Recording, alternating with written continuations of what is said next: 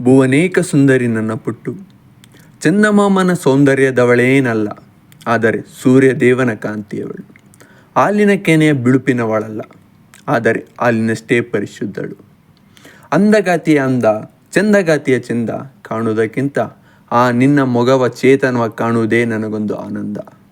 ಯೋಧನ ಗಾಂಭೀರ್ಯ, ರೈತನ ಸಹನೆ, ಭೂದೇವಿಯ ಕರುಣೆ, ತಾಯಿಯ ವಾತ್ಸಲ್ಯದವಳು ನನ್ನ ಪುಟ್ಟು. ಅವಳ ಕಣ್ಣ ತೇಜಸ್ಸು ವರ್ಚಸ್ಸು ಯಾವೊಬ್ಬ ವೀರ ಯೋಧನಿಗೂ ಕಮ್ಮಿರಲಿಲ್ಲ. ಹನುಮನ ಧೈರ್ಯ ನಡೆ, ಲಕ್ಷ್ಮಣನ ಹೋಲುವ ಕೋಪತಾಪ, ರಾಮನ ಕರುಣೆ, ಸೀತಾಮಾತೆಯ ಪ್ರೀತಿ ಒಳಗೊಂಡವಳು ನನ್ನ ಪುಟ್ಟು.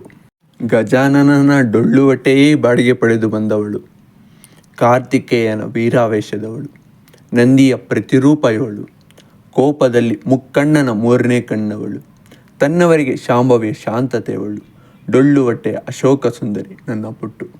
ನಿನ್ನ ಮೊಗದ ಲಾವಣ್ಯವ ಮುಮ್ಮಡಿಗೊಳಿಸಿದ ಮೂಗುತಿಯಂತಹ ಮುಖವಾಡಕ್ಕೆ ಹೇಳಲೇನ ಧನ್ಯವಾದವ.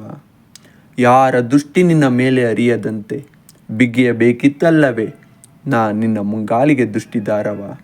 ನಿನ್ನ ನಡೆಯ ನಾದವ ಆಲಿಸಲು ಕಟ್ಟಬೇಕಿತ್ತಲ್ಲವೇ ನಿನ್ನ ಆ ಕೊರಳಿಗೆ ಗಂಟೆಯ. ನನ್ನ ಜೀವನಕ್ಕೆ ಬೆಳಕಾದವಳು ನೀ, ಆ ಬೆಳಕ ಕಾಪಾಡಿಕೊಳ್ಳದ ನತ ದುಷ್ಟನ.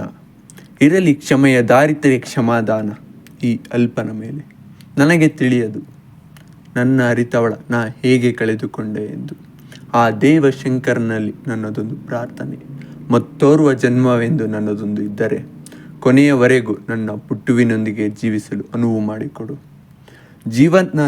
ಜೀವನ ಸಾಕ್ಷಾತ್ಕಾರಗೊಳಿಸಿದ ನನ್ನ ಪುಟ್ಟುವಿನ ಗೆಳೆತನ ಪಡೆದ ನಾನೇ ಅದೃಷ್ಟವಂತ. ಮುಕ್ಕೋಟಿ ದೇವರ ಹೊತ್ತ ಚೆಲುವೆ, ನಿನ್ನ ಆ ಪ್ರೀತಿಗೆ ನಾ ಸದಾ ಚಿರಋಣಿ.